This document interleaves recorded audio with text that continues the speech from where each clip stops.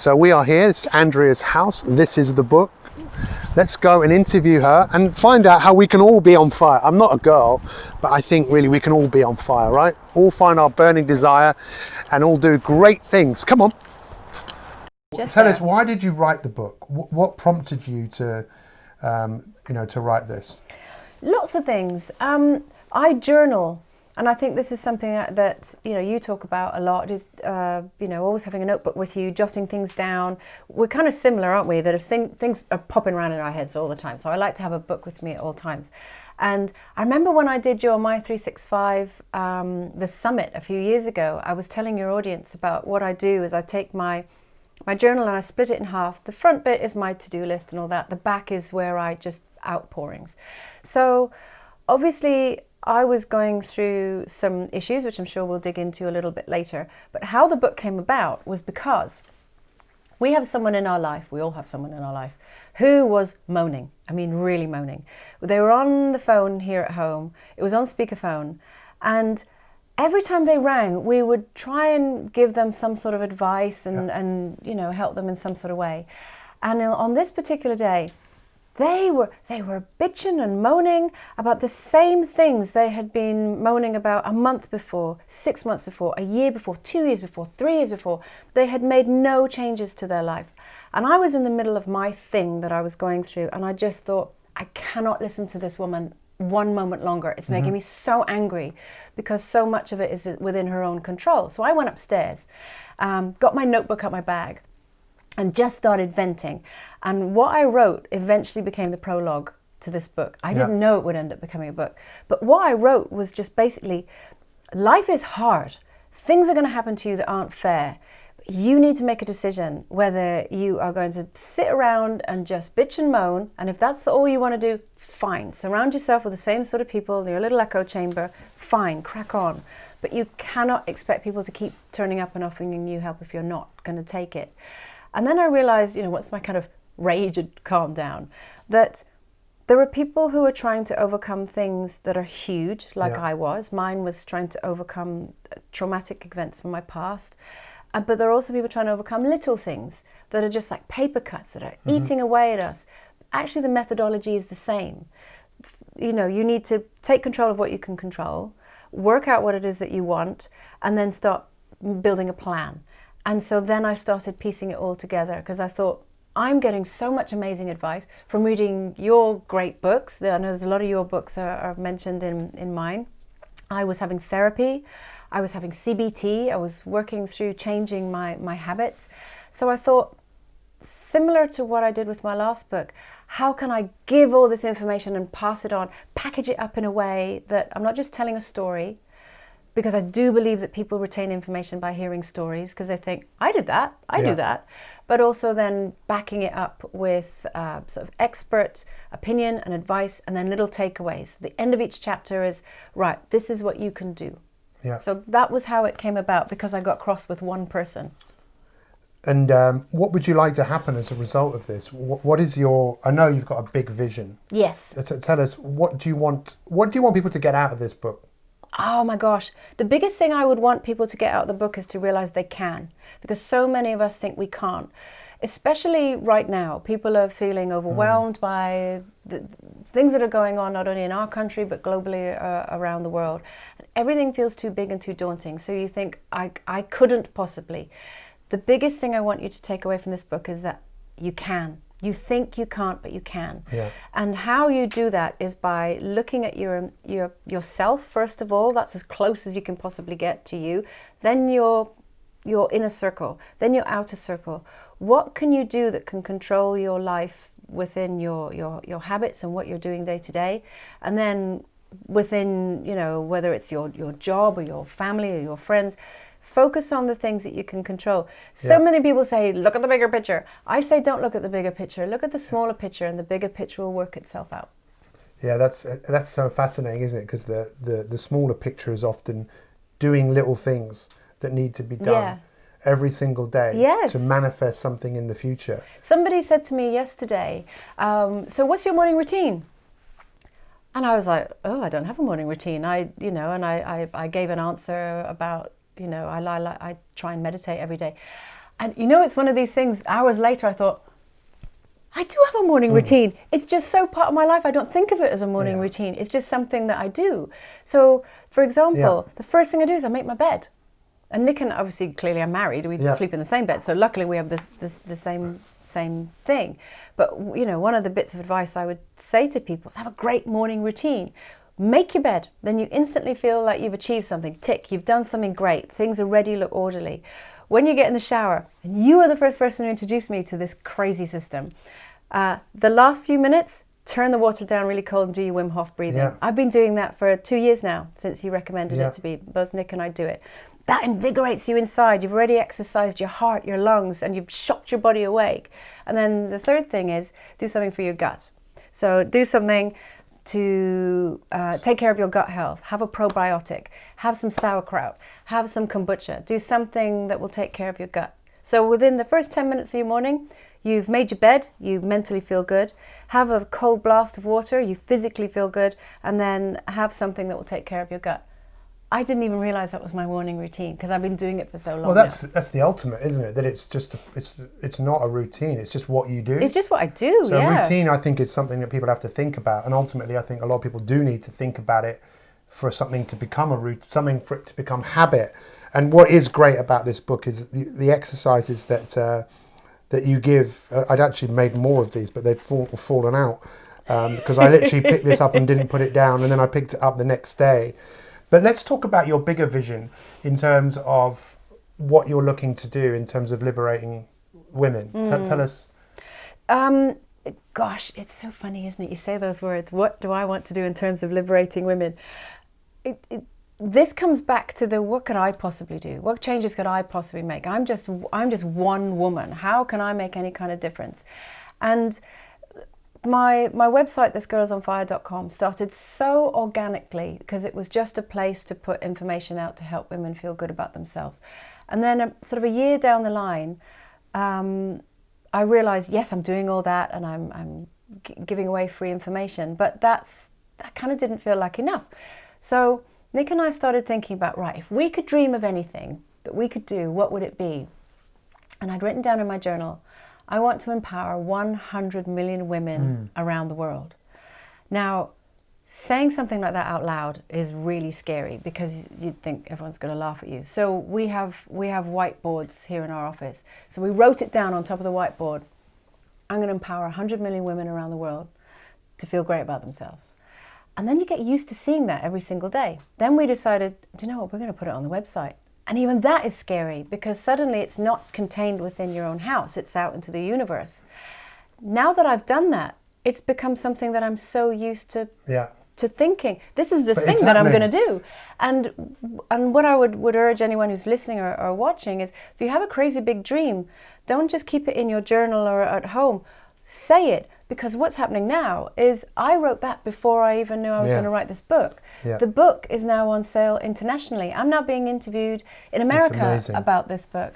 We are now looking to, in the next month or so, launch a membership site where we're going to offer, mentors, support, advice in so many different ways so that I can help women and also, and when I say girls, I mean teenagers and older teens, younger women, to feel they think they can't, but they can. Because I've realized through my experiences, I'm 51 in a couple of days. I want to save all these women and girls the time and stress that I had to go through, feeling that I have to keep my voice small, that I have to allow other people to almost take my control away. And I don't mean that in a horrible way in terms of, I want full control. I just mean that women should be allowed to be in charge of their own destiny, whether that's economically, whether that's, whether that's through their education, whether it's just how they choose to live their lives. And that's something that I really want to help women to do. I'm just one woman, but it only takes one. It only takes one. And I've realized that you don't just draw a line and straight up do it. It happens incrementally, bit by bit, but you have to set your stall out and say it out loud. Get used to it, roll it around a little bit, get used to it. And then suddenly you find that going back to those morning habits, you're doing things every single day that are taking you. It. Yes. So I like the fact that you want to impact 100 million because I want to do this. My statement is I want to build a global revolution of 100 million people who have gone from a life of chance to a life of design by That's choice. Great, yes. And yeah, if you don't speak it, you're kind of selling yourself short. But also, if you don't speak it, think about what you do when you get in your car. If you don't have a destination, you're just driving around until you literally run out of petrol, and then you pull over and go, well, I might as well stop here. So that's a massive thing to kind of swallow and comprehend, because I think if we're being honest, so many people are just settling for a life of where you've run out of petrol and stopped. Yeah, and you don't know where you're going, and you're suffering because you know you're not being who you're capable of being. It's actually what I would call a life of mediocrity. Yeah. And by the way, that word mediocrity comes from the Latin of meaning caught in the middle of a rugged mountain. Mediocrity, rugged mountain. There I you did go. not know there that. You go. So Okay. you've learned something today. But I think one of the things I would love to know is, and this is a big question, it might sound a bit strange, but I'm going to ask it anyway. What's it like being a woman, do you think, for most women today? Because I think that's a lot of things that, in the world that I've known you in, I think that world has been very dominated by males. And we've grown up in an era where women have had to, I think and act in a certain way. I think that it's changing, it has been changing for a long time. But yeah, what's it like? What's it like? Gosh, no one's ever asked me that before. And what do you think it's that like? would be like asking my dog, what's it like being a dog? I don't know, I've only ever been a dog. Well, let's ask Teddy. What's it like being a dog? I think that the words that I would use, it can be frustrating at times. And I didn't fully appreciate actually how frustrated I felt until it was like the scales fell from my eyes. And what I mean by that is I was brought up by very loving but very strict parents, and who have a certain idea as to how women and girls should be seen and see and be seen. And I happily fell into that because that's what we do, and you love your parents. And I realized that I'd been brought up to feel that you can do anything you want as long as it meets our approval. You can do anything you want as long as you fit within a certain criteria. And I never challenged those criteria, because actually the thing that I wanted fitted in quite neatly. But I realized as I got older, probably in my 40s, that I kind of looked around and realized that I wanted more, but I'd always been too frightened to say it out loud, because the ramifications weren't good. Not from my parents, clearly I'd moved away from them, and I still have a loving, great relationship with them. But it'd been so ingrained in me as a woman that anyone in a position of power was never to be challenged, because they knew best, almost like a father figure or a patriarchal sort of figure. So any kind of boss, position of authority, anyone who was telling me, stop doing that, or no, you can't, you don't fight back, you don't answer back, you acquiesce and you go away and be quiet and keep yourself small. And I realized as I got older that not only is that nonsense, that just because someone is older than you, wears a suit, and I'm not saying necessarily is male, in my instance it was, they don't know what they're doing. They don't always know what they're doing. And so for me, that's what's changed. And then I sort of looked around and realized there are so many ingrained things that men do, that women do, that we've kind of that we've just accepted, that isn't equal. We're not looking at each other as equal. You and I have always looked at each other as equal human beings. I'll say something, you'll listen, and if you agree, you'll say. If you disagree, you'll challenge. That's how great thinkers broaden their minds. But so many of us don't. We just accept. And I've become much more disruptive and rebellious, always politely and well-dressed. But I'm the most polite anarchist you could ever meet. Oh, I like it. That was so profound. I think it was one of the most profound things I've heard maybe ever. Really? Gosh. Yeah, well, about that whole thing of, because knowing you like I do, you are the person who, you can do anything, and you know that, but you've been doing it for approval, which is soul destroying, I would imagine, because it's never good enough, and then you're always maybe second guessing. But that's what, for me, what this book is about, is that you've really broken out of that mold and think, I'm not doing this for anyone's approval. No, and also I'm not doing it to be liked. I realized Yeah. as well that most of my actions have been done to either meet approval, to prevent disapproval, to also prevent, in some cases, the repercussions for speaking out. This was in my personal life were extreme and not good. But also, in a sort of wider sense, was to be liked. I've worked in television for over 2 decades, and throughout that time, I've been accused of being, Andrea Mclean, she's very bland, she's very safe pair of hands. Safe pair of hands is great because it means I'm really good at my job. The bland, I completely understand because I've never coloured outside the lines. I've never been provocative. I don't mean, people think the word provocative is sexually. I don't mean that. I mean provocative in terms of challenging or pushing back in any kind of way. And I realized most of that came from a fear of being disliked. I wanted everyone to like me. And what's fascinating is so many people didn't like me because I was bland, dull, not challenging. And it makes you realize, oh my goodness, well, that was a complete waste of time.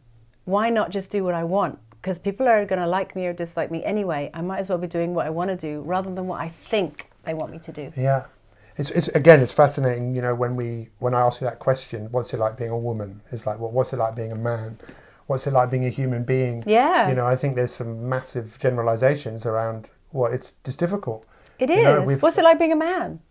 Well, I don't know because I've never been a woman. But I should have said that. Yeah. But I think as a man, I'm quite different, I think, to a typical man. But if we're making generalizations, men don't tend to ask for help. We don't tend to talk about what we feel. Yeah. But like the whole Black Lives Matter thing, what's it like being black? I mean, these are conversations that was a big wake-up call for me because I thought I'm aware of these things. But then when it came out, I thought, well, hang on, what is it like? And then if your parents had come to this country in the 50s and they'd been spat at in the street and you grew up in that environment, you could imagine that would make you be self-conscious. But again, it's one of those things, well, it doesn't really matter now because that was then, it's not now. Well, how's that affecting you now? Yeah. And that's what I really like about all of this is the fact that you're saying, no, look, I was having this problem because this is how I was thinking, this is what happened to me, and I don't want to be defined by that. Yeah. I want to be defined by, I think now you're so free to do whatever the hell you want to do, but not do it for approval. No. Just do it because I want to. And this whole thing of lighting women up to their potential, their possibility. I mean, to me, you're someone who is a possibility thinker. You're always thinking, what is possible? People maybe call people like you like a dreamer. But what's great is you'll dream, but then you realize, okay, well, what exactly do I need to do in order to bring this to life? And I can see what's going to happen for you, not that because I can look into my crystal ball, but I can see that a lot of people will follow you because you will show them the way or support them on their journey to... Well, I mean, what does that mean, to be on fire?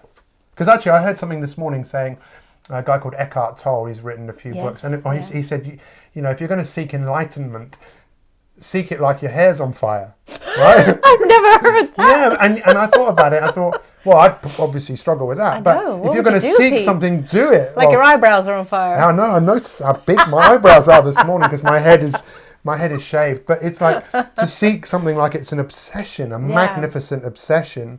Because I think ultimately people want to express themselves. Yes, yeah. So what does that mean? This girl is on fire. Well, for me, the word actually came about in quite a jokey way a few years ago because it was actually because I'd had the hysterectomy. So I was having hot flushes, so I was really hot. Yeah. So it was actually a joke. This girl is on fire. Yeah, because I was on fire. But it's really, for me, what it's about is I do feel like I've dimmed my light for so long, and people think, how have you done that? You've had a really successful career on TV. Surely you've been on fire all of that time. No, I've been professional and I've turned up at work every day and I've done a great job in that respect. Have I felt on fire? No, I haven't. To me, feeling on fire is, think of what it feels like when you feel joy. You feel warm. You do. You feel that sort of lightning. You feel that lightning of heart and spirit. What does it feel like when you're filled with enthusiasm? You literally feel like you're on fire with enthusiasm. So for me, it's that. It's feeling on fire with enthusiasm, happiness, passion, joy, all these great words that make us feel good about ourselves, I think is encapsulated in the word fire. Because if you look at the flip side of not feeling on fire. You feel dark, you feel sort of damp, you feel low, you feel squashed. Those are very negative words. So to me, being on fire is just about all the right positive things. And that's where so many of the exercises in the book are all about igniting your fire. Yeah. And one of the things that I really encourage everyone to get this book and to understand that you've got to work at this stuff, right? Yeah. The reality, this is something I've been looking at recently, the nature of the human mind is this dysfunction. Yes. In Buddhism, they call it dukkha. In Hinduism, they call it maya. And if we don't work on how our minds play tricks on us, Totally. We'll fall into some really bad ways of thinking. Because our brain is set up to protect us, so it's always looking for the wrong thing. Yeah. It's looking for danger. It's fearful. When we don't really need to be. No, there's no saber-toothed tiger in here, so I don't need to be scared. No, that's just Teddy. That's just the dog. He's not even in here. So you know what? You talk about that. There's little exercises and things in the book. The way I sort of see this book is that, if you've ever watched a chef on the telly and they're cooking this great meal and you think, oh, that looks really good. And then they hold up their book and go, okay, if you want to learn how to make great pasta, buy this book. And you think, I will. And you go on Amazon and you order the book and it's delivered and you look through it and you go, that looks great. And then you put it on your bookshelf. And then 2 weeks later you go, God, I really wish I could make great pasta. And you've literally got a book right there. Yeah. Listening to us, buying the book, looking at it and thinking, that looks great, putting it on the bookshelf is not going to change your life. You need to treat it like a cookbook. You need to have a go at the recipes, if you like. Have a go at the exercises and take them on board, because otherwise it is literally the equivalent of buying a cookbook and wondering why you still can't cook. Yeah. You need to work at it. And then they will become your daily habits that you don't even think about anymore. So how do people get the best out of this book, apart from reading it? Read it. Have a little notebook next to you, or even in the notes section of your phone. If you're not someone that has a notebook, I'd highly recommend you start getting a notebook because it's really useful. But do you know that you've kept this copy really neat and tidy? Yeah. Rough it up, love it. Fold over pages. Get a highlighter pen. Get the little notelet things. I use those little sticker things.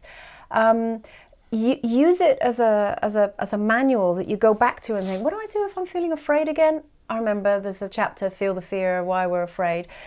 And have a little sticker in there, underline bits that jump out at you. So it's not just about doing the exercises, it's circling. Yeah. Your books that I've got, that I've read of yours, there's one in particular, I put the neater versions of them there, but there's books that I've got of yours where literally every page is battered. It's got coffee stains on. It's got bits of paper sticking out, because you treat it.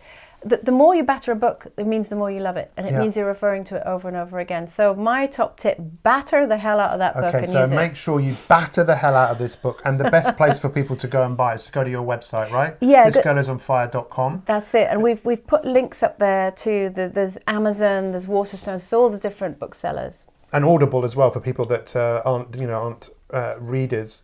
Yeah, I love an audiobook. I do. I love both. a multitask. Both. I sometimes get both versions of a book. So I will listen to a book while I'm gardening, while I'm doing bits and bobs, and I'll absorb it. And then I go back to the hard copy. Yeah. And I batter the hell out of it. Yeah. Well, you know what? For me, I feel like we've only just scratched the surface. We could sit here for hours. Well, that's what I'm thinking. But what I want is people to have listened to this and go, right, I need to know more. I need to go and read this book. And I would also encourage you to read it and then take a picture of it, stick it on Instagram, hashtag This Girl is on Fire. And make sure you follow Andrea on Instagram. I'm Andrea Mclean 1. Andrea Mclean, Clearly there was another Andrea Mclean. Yeah, but there's only one. So I'll one. Yeah, okay, I'll take that. And thank you for writing this book and being a great example to people and possibilities, I think men should read this book as well, because I think it's really good to understand perhaps how women the female think. mind works, especially as we all have to live together. We have to live together. We do, yeah. If you've ever wondered what's it like being a woman, have a little sneaky peek in there. Yeah, absolutely. Thank you so much, Andrea, and I wish you great success with this book. Thank you. Thank you so much.